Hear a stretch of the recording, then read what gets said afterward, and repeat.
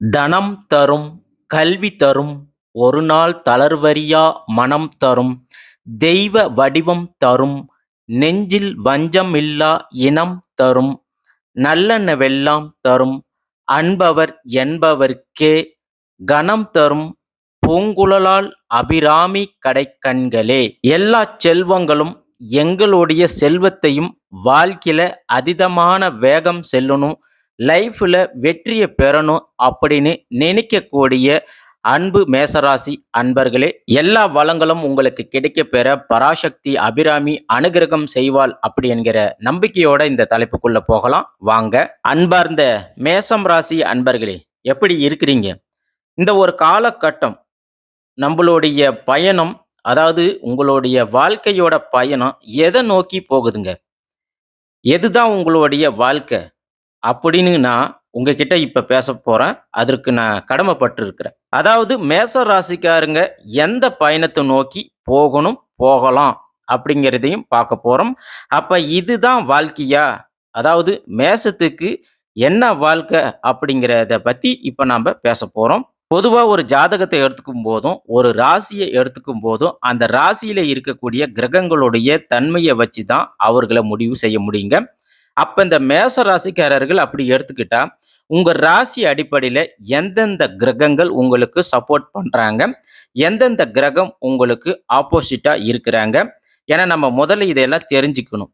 பொதுவா மேச ராசிக்காரர்களை பொறுத்த வரைக்கும் சூரிய பகவான் உச்சம் பெற்று இருப்பாங்க. அப்படி சூரிய பகவான் உங்களுக்கு உச்சம் பெற்று இருந்தா ஆட்டோமேட்டிக்கா உங்களுக்கு புகழ் தானா கிடைக்குங்க. அதாவது மேச ராசிக்காரர்கள் உங்களுக்கு புகழ் கண்டிப்பா கிடைக்கணும். அதே போல கௌரவம், உயர்ந்த பதவி இது எல்லாமே உங்களுக்கு தானா கிடைக்குங்க. அதே போல மேச ராசிக்காரருங்க, நீங்க ஒரு விஷயத்த நினைக்கிறீங்க. அதாவது ஒரு பிளான போடுறீங்க. அப்ப இது எனக்கு நடக்குமா? இல்ல அது எனக்கு பார்க்க முடியுமா? இந்த காரியம் எனக்கு நல்லபடியா முடியுமா? இப்படி எல்லாம் நீங்க நினைத்தாலும், அது ஒரு குறிப்பிட்ட குறுகிய காலத்துக்குள்ள இது நடக்குங்க. இதற்கு காரணம் என்ன அப்படின்னு பார்த்தீங்கன்னா, சூரிய பகவான் உங்க ராசியில எப்பவுமே உச்சம் பெற்று இருக்கிறதுனால இது நடக்குதுங்க. அதே இப்ப நீங்க உங்க ஜாதகத்துல சூரிய பகவான் உச்சம் பெற்று இருக்கிறாரா அப்படின்னு நீங்க பார்த்துக்கங்க. அப்படி உண்மையாவே சூரிய பகவான் உங்களுக்கு உச்சம் பெற்று இருந்தா, நீங்க அரசியல்வாதியாகவோ, அதிகாரியாகவோ, இல்ல ஒரு விஐபியாகவோ வரக்கூடியவர்களாக கண்டிப்பாக நீங்க இருப்பீங்க. அது எந்த ஒரு மாற்றமும் கண்டிப்பாக நிச்சயமாக இல்லைங்க மேசராசி அன்பர்களே. அப்போ உங்க ராசியில சூரிய பகவான் உச்சம் பெற்று இருக்கிறாரா அப்படின்னு ஒரு முறைக்கு 2 முறை பார்த்துக்கங்க. அப்போ உங்க ராசியில சூரிய பகவான் உச்சம் பெறலன்னா, எப்பவுமே அதாவது எப்பவுமே மேசராசிக்கு உறுதுணையாக இருக்கக்கூடிய சூரிய பகவான் உங்கள உச்சத்துக்கு அழைச்சு செல்வாருங்க. ஒரு நல்லா கேட்டுக்கங்க. உங்களுக்கு எப்பயுமே உறுதுணையாக இருக்கக்கூடிய சூரிய பகவான் உங்கள ஆட்டோமேட்டிக்கா உச்சத்துக்கு அழைச்சு செல்வார். அப்ப ஒரு காலகட்டத்தில நீங்க அந்த உச்சத்த பெற்றுருவீங்க. அதுதான் அந்த அர்த்தம். அப்ப இந்த மேசராசி அன்பர்கள் நீங்க எப்பவுமே ஹை கிளாஸா நி திங்க் பண்ணுங்க.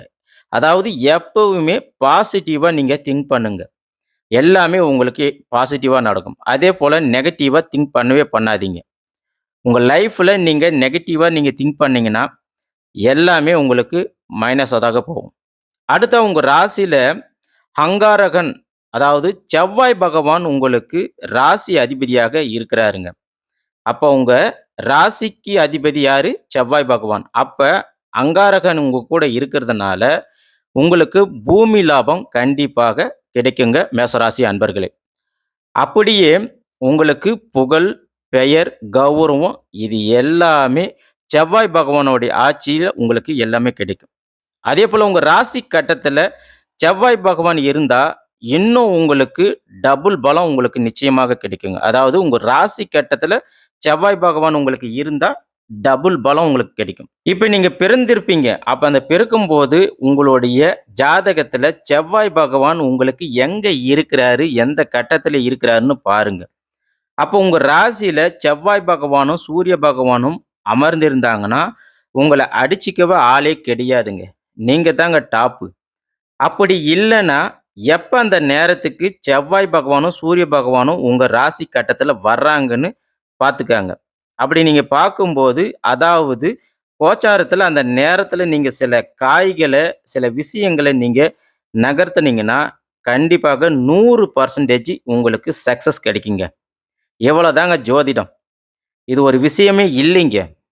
எந்த நேரத்துல எந்த கிரகம் வருதுன்னு நீங்க சரியா தெரிஞ்சு, அந்த நேரத்துக்கு, அந்த காலத்துக்கு நீங்க அந்த காய்கள நீங்க நகர்த்துனீங்கன்னா, உங்களுக்கு 100% சக்சஸ் உண்டுங்க. அடுத்ததா பாருங்க, உங்க ராசியில சுக்கிரன் நட்பா இருக்கிறாருங்க. அப்ப சுக்கிரன் உங்களுக்கு என்னவா இருக்கிறாரு? நட்பா, ஃப்ரெண்ட்ஷிப்பா இருக்கிறாரு. அப்ப உங்களுக்கு என்ன நடக்கும்? லவ் ரொம்ப புடிக்கும். சாப்பிடுறதுக்கு ரொம்ப பிடிக்கும். அதேபோல மத்தவங்க கிட்ட நீங்க ரொம்ப பழகுறதுக்கு ரொம்ப பிடிக்கும். அதேபோல ரொம்ப என்ஜாய் பண்ணக்கூடியவர்களாக இருப்பீங்க. அதேபோல ஹார்ட் ஒர்க்கும் பண்ணுவீங்க. நல்லா என்ஜாயா இருக்கணும் நெனைக்கிறவங்க.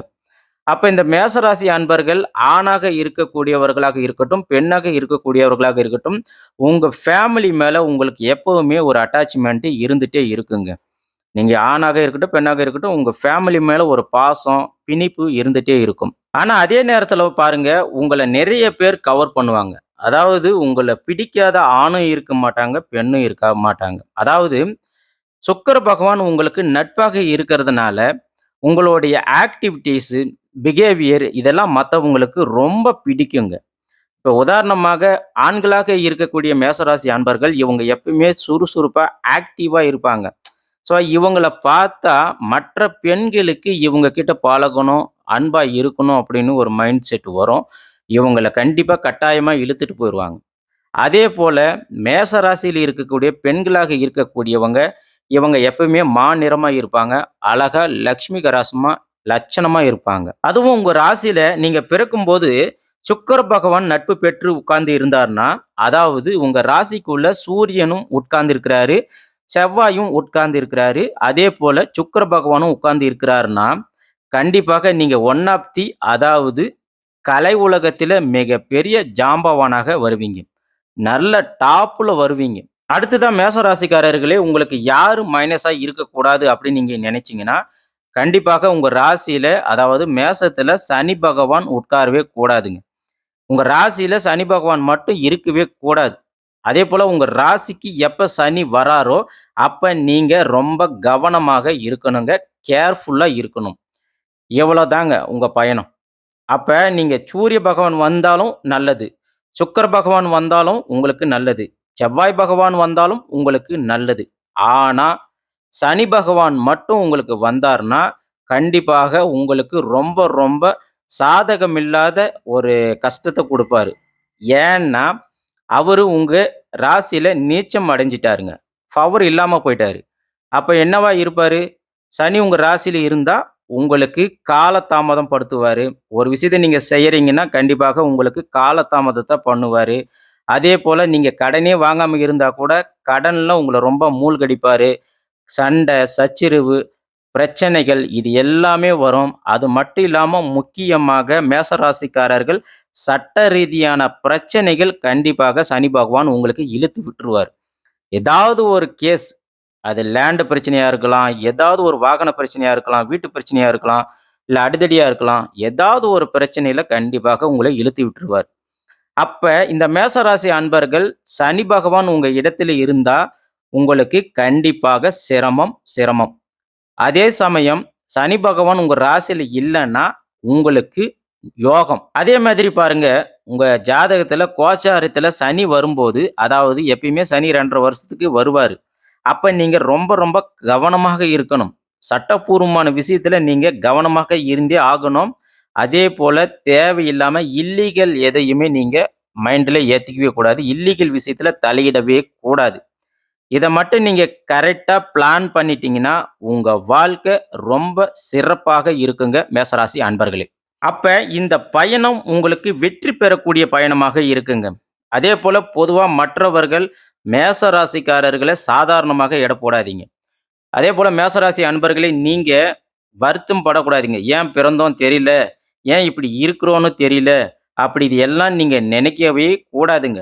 நீங்க எப்பவுமே விஐபியாக வாழ பிறந்தவர்கள், ஒரு எஜமானாக இருக்க விருப்பப்படக்கூடியவர்கள், பூமியிலேயே சொர்க்கத்த எண்ணக்கூடியவர்களாக நீங்க எப்பயுமே இருப்பீங்க. அப்போ உங்க மனசுல எதையுமே பின்வாங்காதீங்க. அதேபோல டைவர்ட் ஆகாதீங்க. நெகட்டிவா எதையுமே நினைக்காதீங்க. உங்கள எப்பயுமே பாசிட்டிவா கொண்டு போங்க. உங்க லைஃப் 100% சக்சஸ்ஃபுல்லா இருக்குங்க. அதேபோல உங்க வாழ்க்கையில மிகப்பெரிய பிரகாசம் ஏற்படுங்க. எப்பயுமே பாசிட்டிவா நினைச்சீங்கன்னா, உங்களுக்கு பிரகாசமா இருக்கும். அடுத்ததா உங்க ராசியில மற்ற கிரகங்கள் எந்தெந்த கிரகங்கள் உங்களுக்கு சப்போர்ட் பண்ணுது அப்படின்னு பார்த்தீங்கன்னா, உங்களுக்கு புதன் பகவானும் ரொம்பவே சப்போர்ட் பண்றாருங்க. ஏன்னா, மேச ராசிக்கு நட்பு பெற்று இருக்கிறாருங்க புதன் பகவான். அப்ப நீங்க எந்த ஒரு விஷயத்தை எடுத்தாலும், எந்த ஒரு விஷயத்தை நீங்க செய்யணும்னு மூவ் பண்ணாலும், புதன் பகவான் உங்களுக்கு நீங்க அத செய்யறதுக்கு முன்னாடி அது தலை முதல் கால் வரை அக்யூரேட்டா ஆராய்ஞ்சு தான் நீங்க முடிவு பண்ணுவீங்க.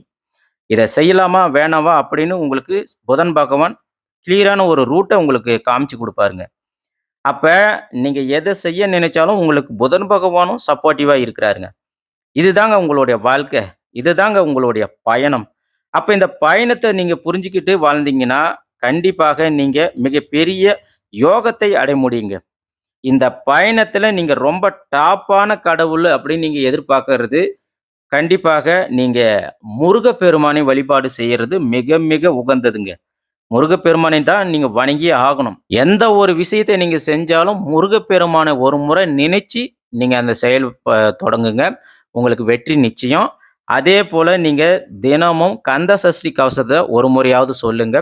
அது மட்டும் இல்லாம முருகனுக்கே உகந்த மந்திரம் ஓம் சரவண பவ, ஓம் சரவண பவ, ஓம் சரவண பவ அப்படின்னு காலையில எழுந்து ஒரு விஷயத்த நீங்க ஆரம்பிக்கிறதுக்கு முன்னாடியும் ஒரு 3 முறை சொல்லுங்க. அதேபோல இரவு படுக்க போம்போதும் ஒரு 3 முறை சொல்லிட்டு படுங்க.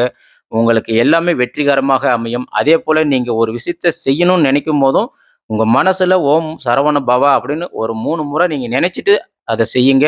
உங்களுக்கு எல்லாமே சிறப்பாக இருக்குங்க. ஏன்னா முருகன மீறி வேற யாரும் உங்களுக்கு சப்போர்ட் பண்ணவே முடியாதுங்க. தமிழ் கடவுளான முருகன் எல்லாருக்குமே வந்து முடிஞ்ச வரைக்கும் கஷ்டத்த குடுத்தாலும் கைவிட மாட்டாருங்க. அப்படிப்பட்ட முருகன் உங்களுக்கு துணையா இருக்கிறாரு. அப்ப நீங்க எந்த ஒரு விஷயத்த செஞ்சாலும் அவர நினைச்சு செய்யுங்க. வெற்றி நிச்சயங்க. அதேபோல நம்ம பல வீடியோல சொல்லியிருப்போம். அதாவது மேச ராசிக்காரர்களை பொறுத்தவரைக்கும் உங்களுக்கு முருகப்பெருமான் தான் முக்கியமான கடவுளுங்க. ஆகையால உங்களுடைய பூஜை அறையில முருகப்பெருமானுடைய படம் வச்சு நீங்க வழிபாடு செய்யறது நல்லதுங்க. அதேபோல ஓம் சரவண பவ அப்படின்ற அந்த எழுத்துக்கள வந்து ஒரு ஸ்டிக்கரா விற்பனை பண்றாங்க. அத வாங்கி உங்க வீட்ல அந்த பூஜை அறையில வந்து நீங்க ஒட்டி வைங்க. அப்படி இல்லனாலும் நீங்க எழுத்துக்கள்ல வந்து எழுதி வச்சு வழிபாடு செய்யறது நல்லதுங்க. முக்கியமாக முருகனுடைய வேலு சின்னதாக இருந்தாலும் சரி, பெருசாக இருந்தாலும் சரி, உங்க சக்திக்கு ஏற்றார் போல உங்க வீட்ல ஒரு வேலை நீங்க வச்சு வழிபாடு செய்யறது மிகவும் அவசியங்க. அதேபோல வெளியில போகக்கூடிய மேசராசி ஆண்களாக இருக்கட்டும், பெண்களாக இருக்கட்டும், உங்க பாக்கெட்ல, உங்க பர்ஸ்ல ஒரு சின்னதா ஒரு வேல், வெள்ளி வேலாக இருக்கட்டும், இல்ல செம்பு வேலாக இருக்கட்டும், கடையில விற்பனை பண்றாங்க சின்னதா. அந்த வேல கண்டிப்பாக கூட கையில வச்சுக்கங்க. உங்களுக்கு எல்லாமே நல்லதாக நடக்கும். கெட்டது கூட அண்டாதுங்க. நம்ம ஏற்கனவே சொன்னது போல, இது என்ன வாழ்க்கை அப்படின்னு நொந்த காலம் போயி, முந்துற காலம் வந்துடுச்சுங்க. உங்களுக்கு வாழ்த்துக்கள். என் அன்பு மேசராசி சகோதர, சகோதரி நண்பர்களே! உங்களுக்கு எல்லாம் நல்லதே நடக்கும். வணக்கம்.